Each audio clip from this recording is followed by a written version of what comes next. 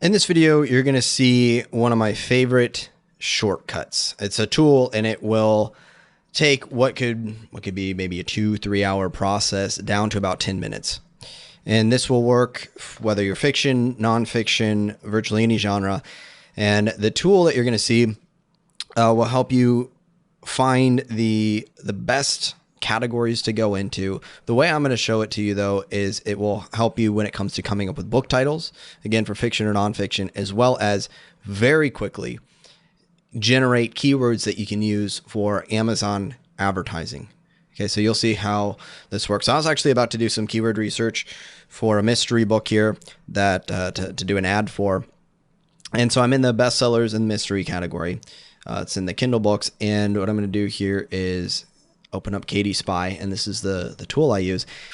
So if you're using KD Spy, I'll show you some ways of using it you might not have thought of. Let's just first look at and see what you come up with. So when you're in the bestsellers in this category, mysteries, which of course could be any category, what it's doing is it's showing you in this case, the top 20 books. It's showing you the sales rank, the number of reviews, estimated, blah, blah, blah. So a lot of it's used to find categories to go into and so on and so forth. But for me, the biggest thing is I want to know how to win before I even begin, right? How can I create a book title and subtitle that's going to have the best chances of succeeding before I even write the book, or certainly before I publish the book? So here we're in mysteries, and I want you to take a look at this list. So play along. We'll do a little game here and take a look at these book titles. I want you to see at a glance, does anything jump out at you? I'm going to scroll down. Let me pull in results 21. So we got, up to the first 21 results, and these are all within the top 100 books on Amazon. So what do you notice? So I did this. I pulled it up I don't know if immediately, but within a few seconds, I saw a pattern. And I saw a couple patterns, and I'm going to point out the patterns. Look at this. The.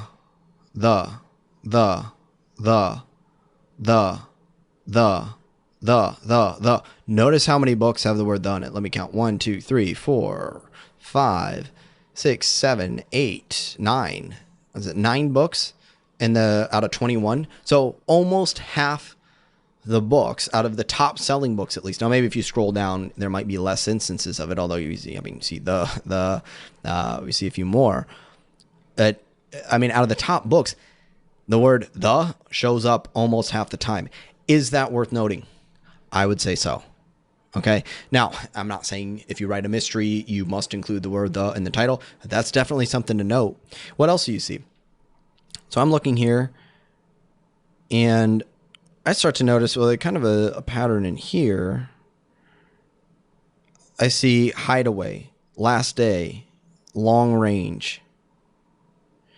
And if I see a in front of it, or even the words a killer's wife, a lot of times it's a 2-word title or maybe a 3-word title. Rain will come, but it's either missing sister or the missing sister, killer's wife or a killer's wife, last thing or the last thing, the last sister. This isn't the last day, but it could have been. And isn't it interesting how many things have the word last in it?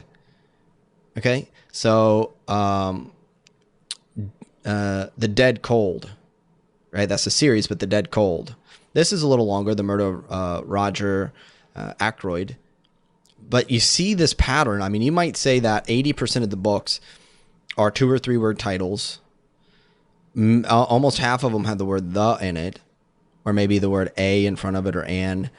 And so you immediately start to see these patterns at a glance. Now, it would be very difficult for me coming in here to notice that by skimming through these books. I don't think I'd catch it just by going through here unless I wrote them all down. Okay, so when you can see it all right in front of you, you notice these patterns a lot quicker. Then we got exceptions. So When We Believe in Mermaids doesn't follow the pattern, but that doesn't even sound like a mystery book. It doesn't look like a mystery book. So maybe contemporary, or maybe it's a mystery romance. So interesting, right? So the one thing that I look at, you might even look at that and go, that just, this is out of place. When We Believe in Mermaids, that just, like you don't even have to know much about mysteries. Once you see the pattern, you notice how much that doesn't follow the pattern. And sure enough, it's actually not really probably a mystery in the most traditional sense. Okay. The art of inheriting secrets. So that doesn't quite sound as much like it. And sure enough, it's not. I've never clicked on this book. I had no idea what this book was. And sure enough, I just go, that doesn't quite sound like a mystery book. And it's not. So that's the power of recognizing the patterns and how quickly you can do some research. And what I'm going to do is I'm going to hit export. And what this will do is it'll download an Excel spreadsheet. And here's a real quick way to get keywords for your Amazon ads. So once this pulls up, you're going to have a list. So with Amazon ads, if you don't know, it's a little bit different, or it is different than the Amazon 7 keywords. So you have 7 keywords that you can use for your book, and you do not want them to be book titles or author names or stuff like that. But for Amazon ads, you can use book titles and author names, and it would benefit you to use them. So right away, what you could do is I could just come in here and I highlight and copy this, and I could pull in up to 100 things, and immediately I have 40 keywords. If you write a mystery book, you just got 40 keywords instantly. Top author names. You can also get the book titles. Copy and paste them in. Now maybe you get all the subtitles. There's a little trick that I do. Let's do this. There we go. Okay. So now what I've just done is I've narrowed it down to just the book titles. So The Missing Sister, Rain Will Come. So highlight, copy this. Now I have 40 book titles. And again, you can go up to 100. I just pulled in 40. So instantly you have almost 200 keywords. Some of these might be a repetition of author names, but generally speaking, would that take maybe less than 20 seconds to get 200 keywords for your Amazon ads? You realize even like just think of the alternative to this. This is what I did before. Okay, let me highlight and copy this. Let me highlight the name, copy that, put it in a document. Now let me highlight it. Like I'll just show you so you can see the misery involved with not using this tool. Okay, so I'm going to paste that in there. Okay, now let's get the author name. That's an author name that I can use. Let's put that in there. I mean, people will go through this process. I'm like, are you kidding me? That's so miserable. So I use the tool, save myself hours and hours of time. It's worth picking up a tool that's going to do that. Now, I want to show you another quick thing to use Katie Spy. Let's say you're nonfiction. Okay, so we have the top 100 books in weight training. I'm going to pull in Kindle Spy here. And when it comes to nonfiction, a lot of times the hook is in the subtitle. So I'll show you the trick that I do here when it comes to researching titles. You know, it's a little harder to see a theme with nonfiction. So what I'm going to do is I'm going to export this. Okay, now I'm going to load it in Excel. Now, again, you could pull in author names. You got all these author names. But let's look at the titles. Okay, I'm going to do 2 things. First of all, I'm going to copy these titles, and I'm going to create a word cloud. Okay, so I searched for a word cloud generator. Here we have one at jasondavies.com. And what I did was I pasted in these things, and this will help you identify the most common words used. So we got training, strength, muscle, bodybuilding, body weight. So right away I see that body weight is the theme. Leaner, right? You start to see fitness, bodybuilding, muscle, training, all these themes coming in that you can use that for. Delete all the titles. And now we just have this. So the simple science of building the ultimate male body. Well, is this a template that you can use? The simple science of blank.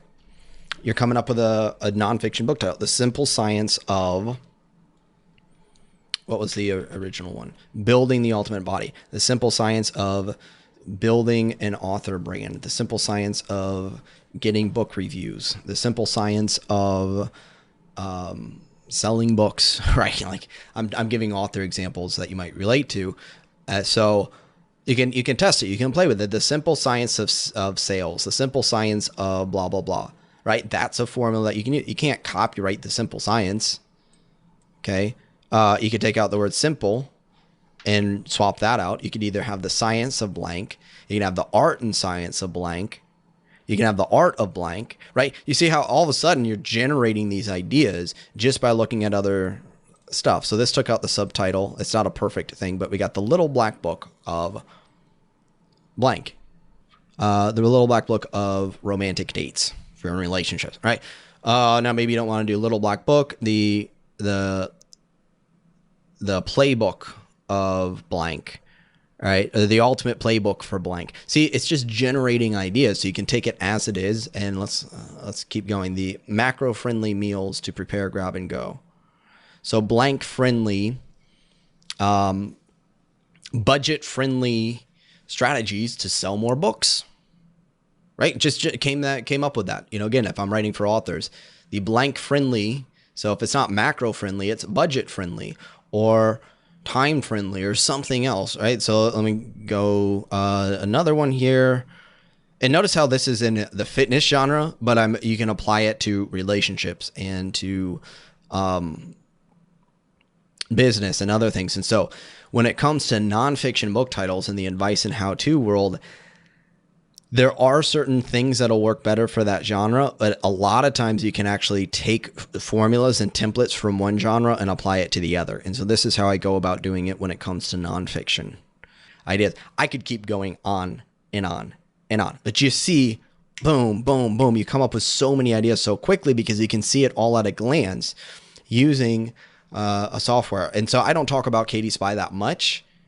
It's just been something I use so just kind of almost unthinkingly, like, yeah, I'm just going to pull up Katie Spy. But if you're not using it, I realize like, oh yeah, maybe that's something I need to not just talk about, but show you these ways that I've been using it that I don't see other people talk about or share. These are some little tricks like using Excel and stuff. So if you're interested in Katie Spy, check out a link. And what I'm going to do is I'm going to put together a bonus package when you pick it up, where I'm going to show you these little shortcuts that I do in Excel. The idea though is you pull out the information from Katie Spy, and then you can basically delete the subtitle or delete the title depending on what you want, and then you can see things very quickly at a glance. And the other thing, again, as a reminder, you can then very quickly copy and paste like an entire list. Boom, I now have 70 keywords. Some are going to be repetition. There's ways to delete the repeated things in here too. And you have that. So I'll also include something about how I use Katie Spy to come up with the keywords for Amazon ads. Great tool. Currently like less than $50, maybe $47 or something like that. So the amount of time it'll save you alone will more than pay for itself.